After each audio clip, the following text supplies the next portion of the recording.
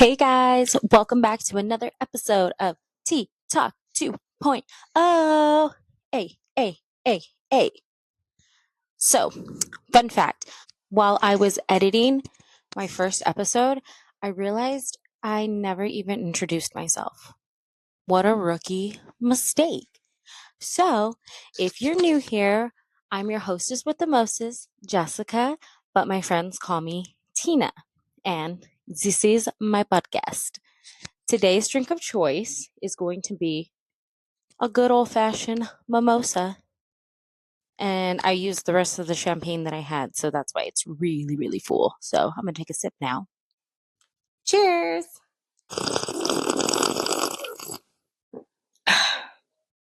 Ooh, that is tasty. Do you guys ever do mimosas with like vodka in it? I love adding Tito's to my mimosas.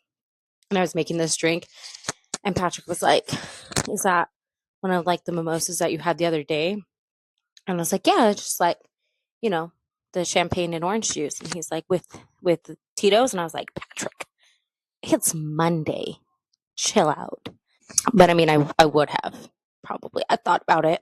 I did think about it. It was sitting on my counter, but I resisted the urge. Anyway, so this is now episode 2 of our relaunch. I say "our" a lot because it's like this podcast isn't just for me. It's for you guys too, whoever is interested in it. So when I refer to "our," I'm talking about you and I, friends, you and I. So this week I just wanted to kind of get into a little bit of a topic that got brought up a couple of times. I did, put out those Google forms out there for you guys to submit questions, advice, things of that sort. And I did get a couple of questions that were fairly similar to each other. So I just wanted to kind of go through those and chat about them a little bit.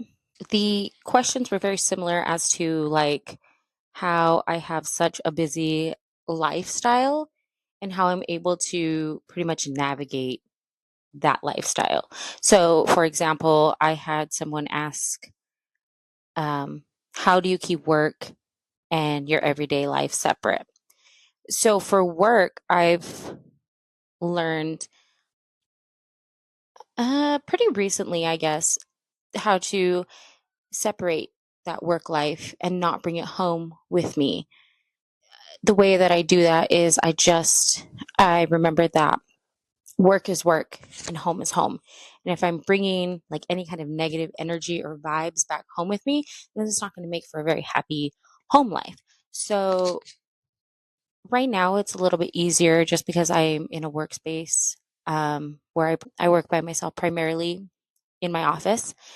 And if they have anything to complain about, I just come home really quickly, tell Patrick, hey, XYZ happened today and it was real annoying, but like, whatever. I just have a real, like, it needs to be rolled off the back kind of attitude.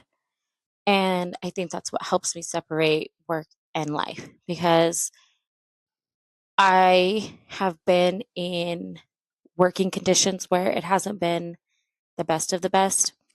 And I come home angry and I come home frustrated. And that's probably just the job itself. It was just not a good work environment. And I needed to remove myself from that place. So a lot of the times when I worked at the bank, I had those days. I just interacted with so many different people.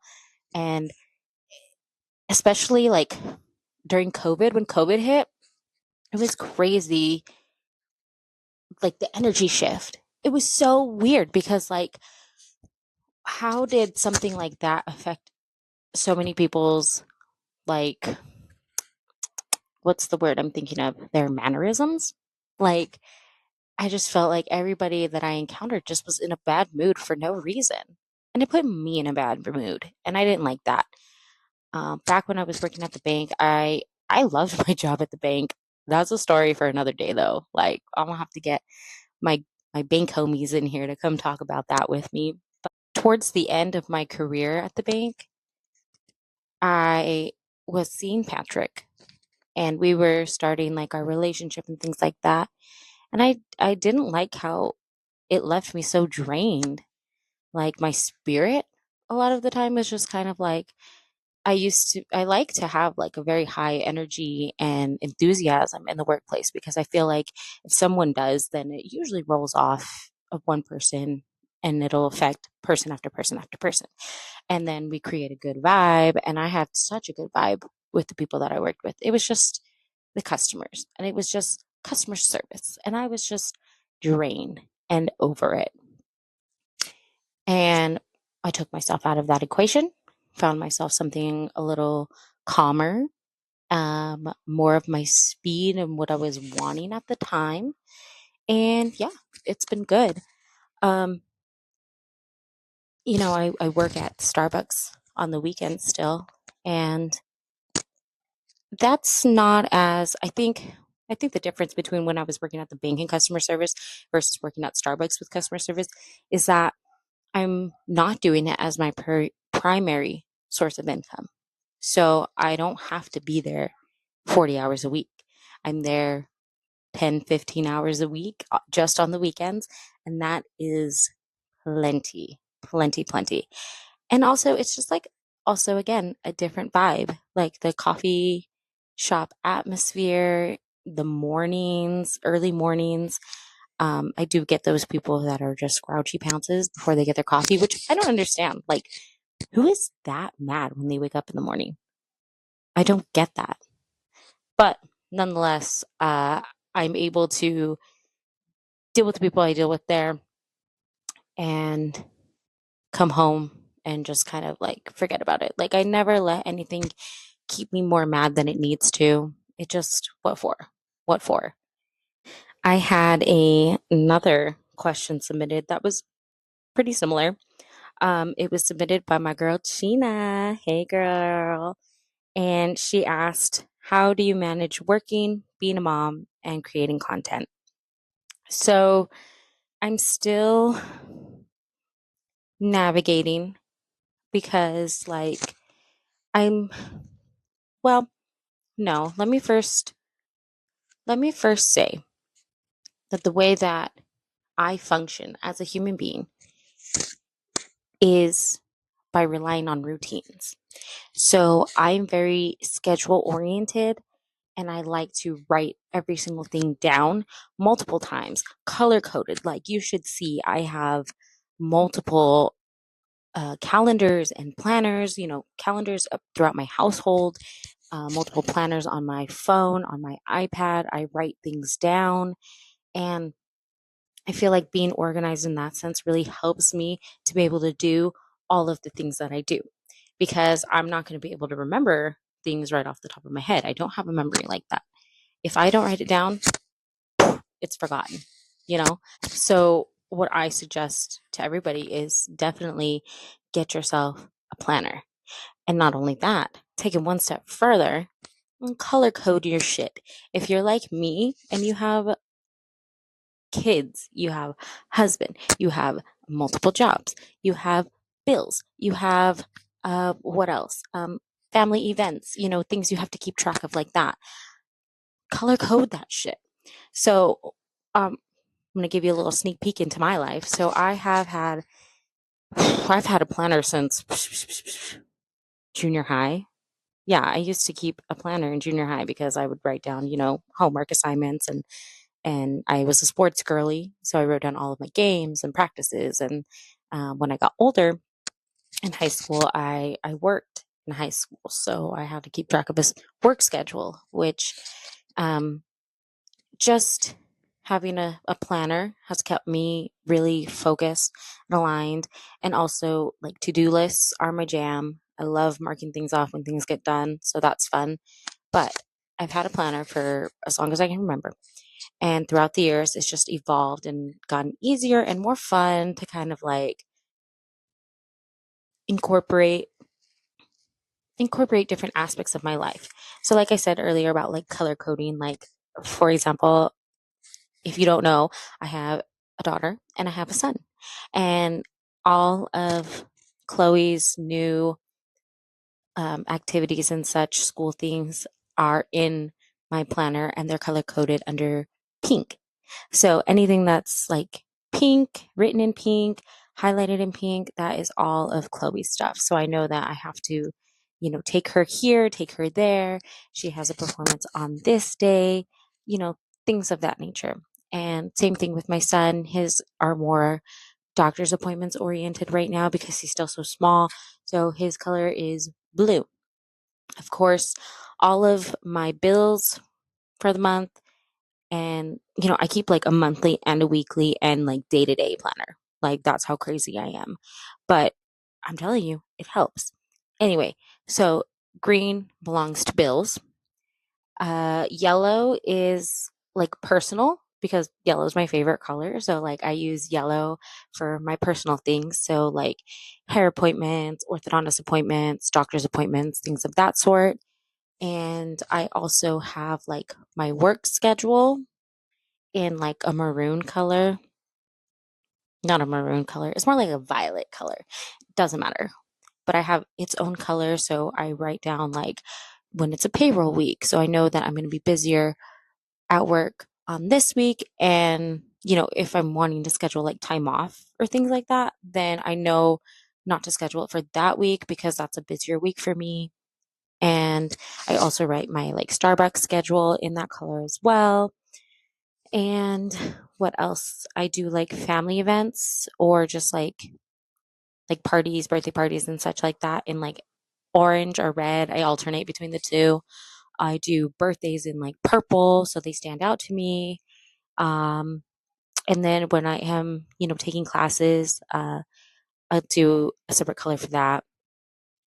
Which I have more classes coming up soon. I'm juggling more things again. I don't know why. I don't know if it's like the season and I'm just feeling more motivated during the summer to get this stuff started, but I really, really hope it sticks.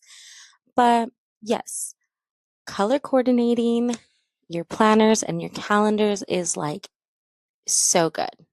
And I think it's been very, very helpful for me to keep things organized with this busy life that I live.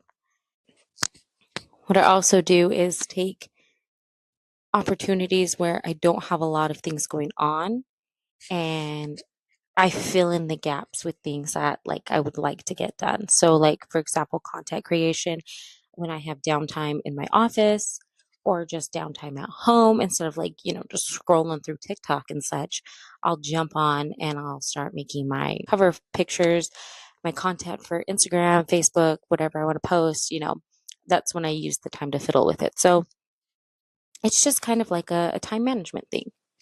And I'm not saying I'm the queen of it, but I have been complimented quite a bit on what I can accomplish as far as like getting things done in a timely manner.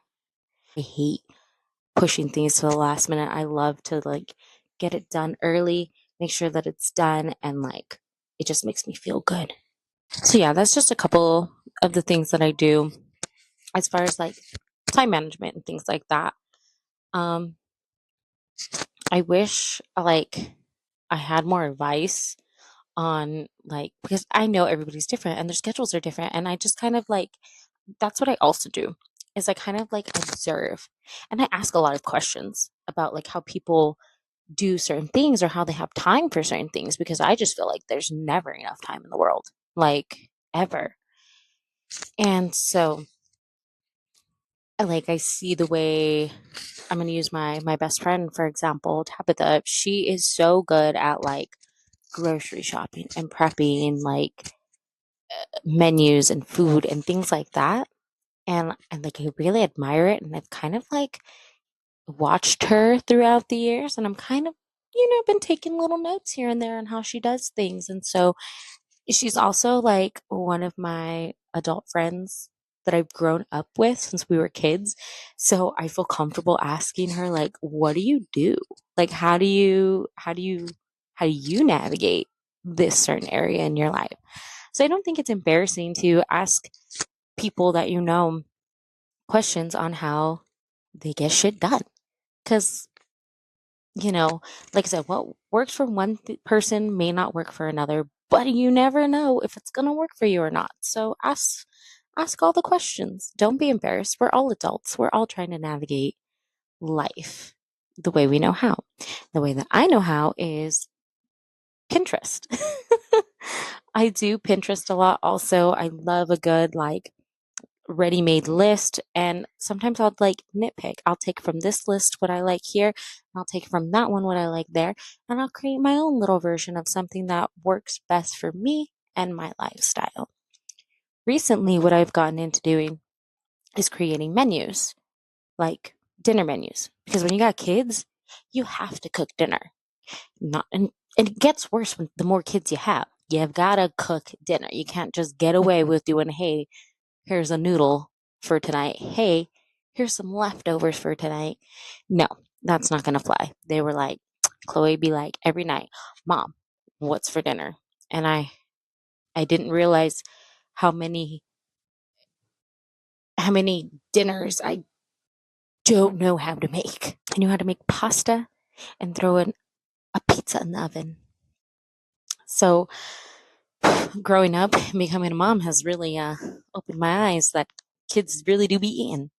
So with the school year starting recently, I decided to kind of jot down everything that I know how to make. Also, get on Pinterest, jot down things that look easy enough that I could try and make to kind of experiment every now and then. And I created a pretty good list of dinner ideas. And if you scatter those about, throw in a fend for yourself night here and there, a leftover night when you know there's going to be extras, you can create a whole month's worth of food ideas. And it's not as like intimidating or scary as like trying to figure it out on the spot the day of. I like to plan ahead. That is my what would that be called? That's just my thing. I like to plan ahead. And if I'm able to, it makes me feel so much better. I've also recently incorporated doing that not just with our dinners, but also with like chores. And like the chores list that I have, if you ever come to my house and you see that chores list in my kitchen, it's more for me than it is for everybody else in the house, simply because I like to know the big areas where I should focus on. And me being someone that works 7 days a week typically, I don't want to come home on Saturdays or Sundays and just spend the whole weekend cleaning. Like, what a drag. So I do my very best to focus on one like room a day and also like a load of laundry a day. Now, I don't necessarily stick to that schedule because sometimes I could knock out a couple of things off that list a day and then I don't have to worry about it for the next day. But it is something that I can look at to kind of like, oh yeah, I should do that. Oh yeah, I need to focus on that. So kind of like a little bit of something that keeps me grounded. Lists keep me grounded. 10 out of 10 recommend them. And not only that, but if I'm not constantly having to clean up every single weekend, then I have more time to do things like record this podcast and create content for it. And I just feel like I'm getting older and learning what is good to prioritize in my life versus what I can kind of like skip out on for a little bit. So, beforehand, I used to wake up, go to the work at the bank. When I'd get off work at the bank, I would like rush and go to 5:30 p.m. Zumba. So I'd usually get off work between 5 to 5:30, and then I'd go to Zumba at 5:30, be there for an hour. And, sometimes I would stay longer, lift, whatever. So I was getting home later, but this was a time where I was living with my mom. Chloe and I were living with my mom. So I know Chloe's being taken care of. And, I just felt like I had more time to not have to be home right away and like cook dinner and things of that sort. So now, like as I've said before, like I have two kids now. I have a husband who I don't mind cooking for, but don't tell him that. I love him enough to want to be a wife that cooks for him. Psh. Anyway, I have my kids and my husband, and I just want to come home to them after work and just like be with them at home. So like I love going to the gym and I love fitness so much, but I'm not gonna let it take over and be a priority, where I'd rather just come home and like cook dinner and have a clean kitchen afterwards and tidy up the living room, get the kids, bathed and fed and tucked into bed at a decent hour. Like, just priorities change. And that's okay. If you're the girl that can do all the things and squeeze in your fitness in there and cook dinner for your kids still, like, I'm not a stay-at-home mom, so I don't have all the extra time to prep dinner and things of that sort during the day. And if I did, I probably could squeeze in, gym time and stuff like that. But my situation is that I'm a working girly. I love what I do, and I love the I love the schedule that I'm on right now.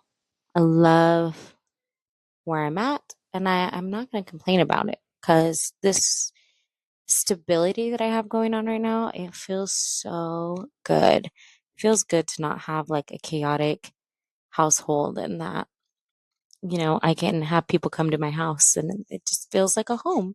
And that's all I want. And so, if prioritizing my family is an issue with how others think of me, it doesn't really matter. I'm happy. My husband's happy. My kids are happy. It's a good time. So, yeah, I don't have all of the answers, but the best advice I can give is to really just like sit down and write down all the things that are important to you. Write down all of the things that you would like to prioritize in your life, and write down kind of a schedule that is achievable for you. So for me right now, the goal is to wake up and, get on my walking pad for 20 minutes every morning, just to kind of get my body moving. And also because it's like I'm still recovering for like knee surgery and stuff like that. So slowly getting back into fitness that way. And so, wake up, do that for like 20 minutes, shower, get ready, wake my daughter up, get her ready for school, wake my son up, get him ready for like the babysitter and such. And then take my daughter to school, take my son to the sitter, and then go to work, clock in, do the things I do at work, get home and spend time with my kids, spend time just chilling out for a minute, helping my daughter with her homework, her reading, getting dinner started for the family, having like an early dinner too. We are a family that's always thrived and lived off late dinners, and we cannot do that anymore because my son doesn't like it. So dinners have to be ready by like 6:30 ish, or else my little sunny bunny is throwing fits.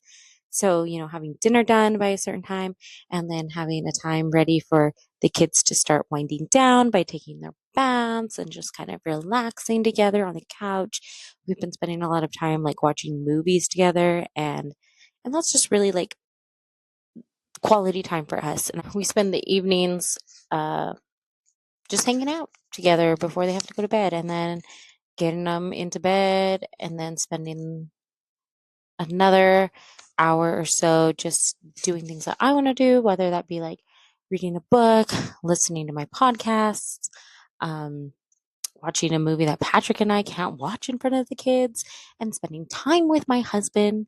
Like, that is a schedule that is achievable to me. And it's something that actually has been working for me. But like I said, if I hadn't written it down and kind of remembered like everything that needs to be done during the day, like realistically can be done during the day, then I would have never like made this schedule that is, like, works for everybody. And I've also been trying really, really hard to go to bed at a decent hour, because I hate not being able to wake up in the morning. It's so hard when you have to wake up, get yourself together, and get two kids together out the door. Like, I want to be that person that has their shit together. I definitely don't. do it every single day, but I do try. Another thing that I've been really focusing on a lot, vitamins. I used to work with a lady named Carrie, and her and I would always make sure that we took our daily vitamins every single day. And when I stopped working at the bank, I kind of just let that kind of go off to the side. But ever since Patrick and I started trying to have a baby again, I did start taking prenatals. And I think the prenatals have actually been just really good for me as far as like keeping my energy levels high. I'm not so groggy and tired all the time when I take them consistently every single day. And also staying on top of like my Lexapro. I take a very low dosage of Lexapro, and but I can tell when I'm off of it, like my levels are so wonky and it's just I'm all over the place and I'm so tired all the time and I hate that. Do you guys want to know a funny story? You guys want to hear how I'm a dumbass?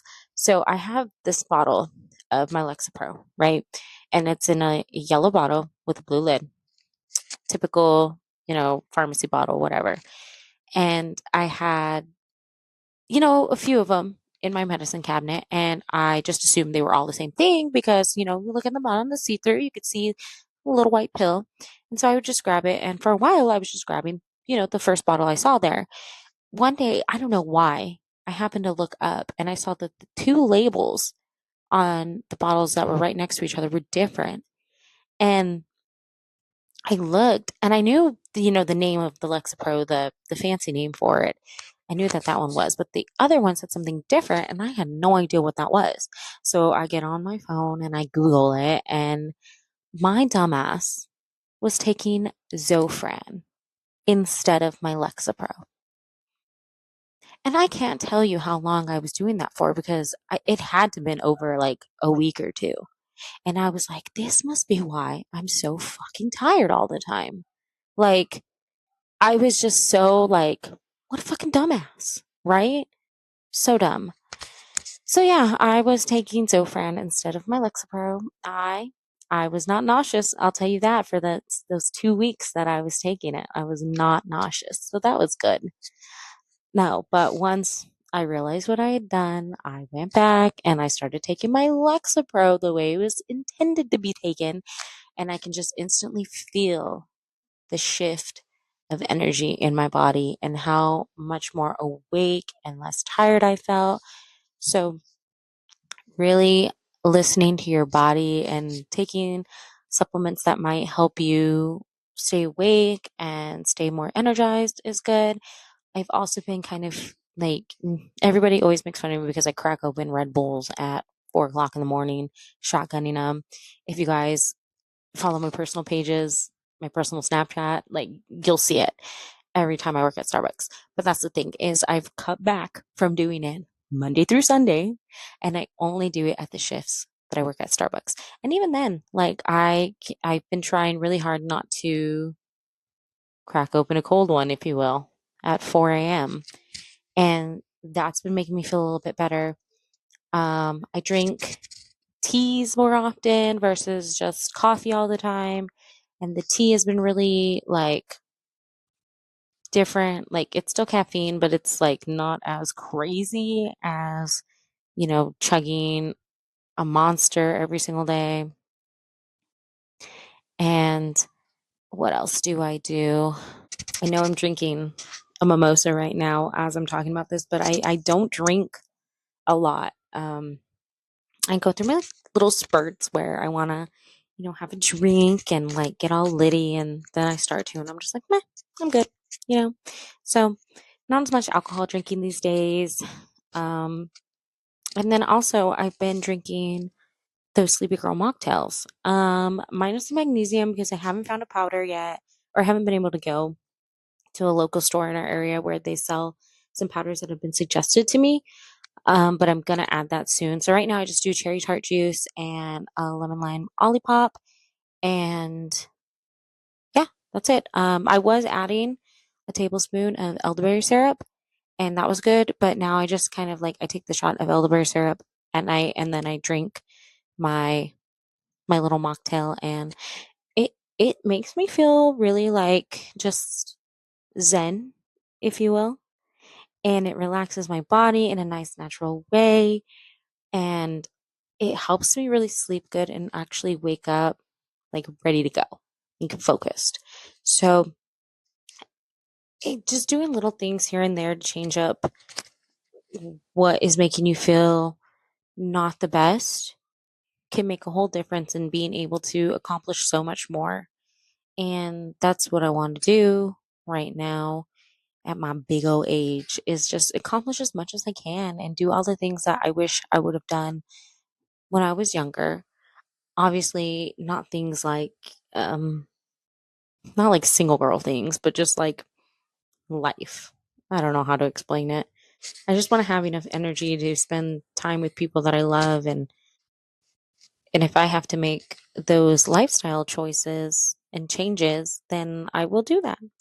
Whatever keeps me healthy, whatever keeps me going. I try to drink my Stanley cup of water once a day. That's another thing that I do. I incorporate water as much as I can where I can, especially being in Arizona during the summer. Like you have to. I'm so scared of getting like dehydrated. I'm scared of my kids getting dehydrated. Like I'm always like, well, did you drink enough water? Well, did you drink enough water? Water? Water? Anyway, sip some mimosa.